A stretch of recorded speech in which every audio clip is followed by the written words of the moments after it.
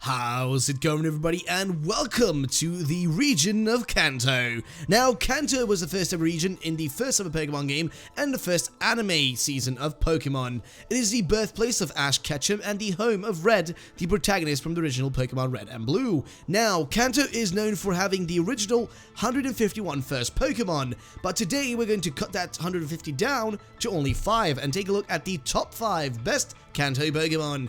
Now, please do remember before watching this video that this is my own personal opinion, and if you do not agree, then please let me know down below which do you think were the actual best top 5 Pokemon from Kanto. Again, do remember this is my own list. This is the Pokemon that I think fit to be the top 5 best ones. If you do not agree with me, like I just mentioned, leave a comment down below telling me which you think are the best ones. Feel free to do so. I would want to see your own list and what you guys think are the best Pokemon. Of course, you know, it's all a conversation. Let's have a conversation down below. It'd be awesome. Either way, that's going to be it for this introduction. So all we gotta do right now is get into this countdown.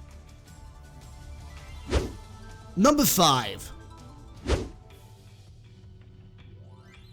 Now, most people may not be fans of this giant sleeping beauty known as Snorlax, but I love Snorlax. It was a bit hard to have around like back in the day, but it was definitely a perfect addition to your team. He was hard to use, but if you use him properly, he was an unstoppable force. Like seriously, the only thing that Snorlax was weak against was fighting types, and even them he could take on with ease if you had trained him well. He was only catchable through the use of the Pokeflute back in Red and Blue, and it was very crucial to catch him when you actually met him, because he could make or break your team composition with his strength. Just in general, Snorlax was a strong Pokemon, so having him around would be really useful for you, but that's also why he's going to take the number 5 spot, so let's go to the next one.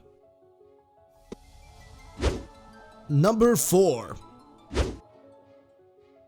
Okay, so let's just say it this way, we all love Magikarp, but damn, having Magikarp evolve into Gyarados was the shit back in the day. Everybody loved Gyarados. This thing was huge and ready to rumble. It looked a bit weird, but essentially it was based on the Chinese dragon, which is why it looks like that. So if you've seen those Chinese dragons, that's essentially how they look. Gyarados is definitely also one of the strongest water-type Pokemon ever, and was a perfect addition to your team back in the good old days, back in the Kanto region. Having it around was great, and having it in your team was going to help you through some really rough situations, especially against like fire types and whatnot. Really strong, and those ground types, really effective. Was really useful to have in the team for the composition, to have it like properly to probably so you gotta just properly run it. It was really useful to have Gyarados around, so actually catching that Magikarp, evolving it, 100% guaranteed that a lot of people did that once they discovered that a little goddamn fish could turn into a giant beast. So I've got to say, Gyarados, it really deserves a number 4 spot, so let's go to the next one. Number 3.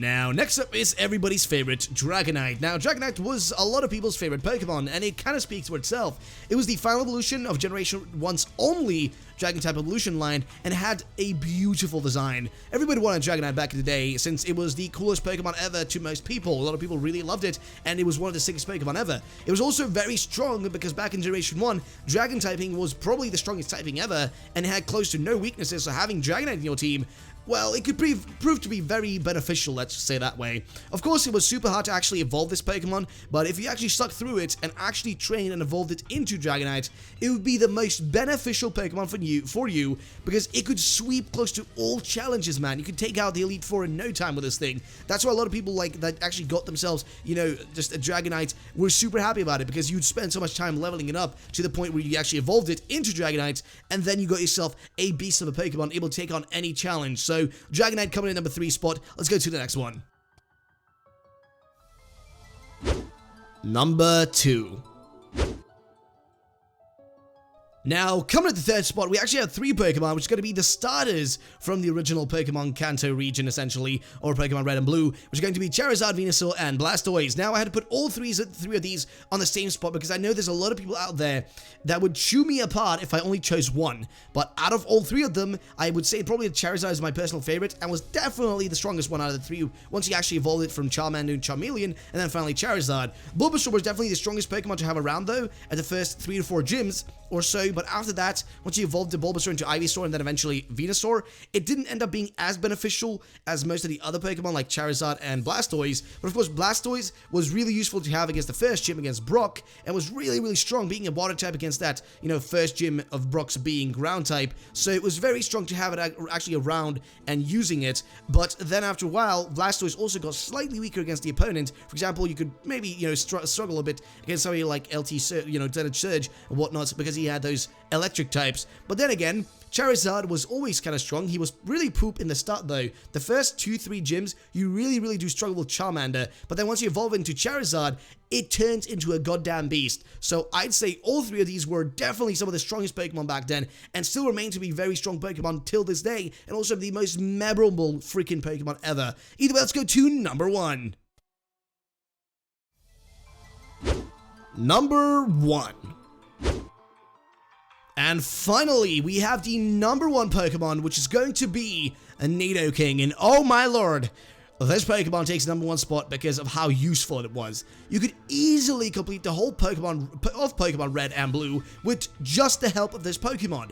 All you had to do was catch a Nidoran outside of Mount Moon, and then boom, you were set. You just level it up, evolve it all the way into Nidoking, and then your journey became the very best. You could easily become the very best in the freaking world. Catch 'em all, easy peasy lemon squeezy. Literally, Nidoking had the most diverse move pool of them all, and had the ability to learn moves like Surf and Thunder and Thunderbolt. Like, what? Which turned into a freaking machine for killing, straight up. This is why it's going to be a number 1 spot, because honestly, Nidoking is one of my personal favorite Pokemon, and also it is one of the strongest Pokemon. So I want to have it on number 1 spot instead of any other Pokemon on this list, because it is definitely one of the strongest ones you can have, and it was such a useful Pokemon back in the day. So that's why it takes the number 1 spot. But that's going to be it for this video, guys. If you did enjoy, then please drop a like down below to support the channel and subscribe for future videos. Also, if you want to let me know your own list of your own top 5 best Pokemon from Kanto, then go ahead and leave a comment down below. I'd love to see your own list. But that's going to be it for this video, guys, and thank you all for watching. I'll catch you all trainers the next time. Bye-bye.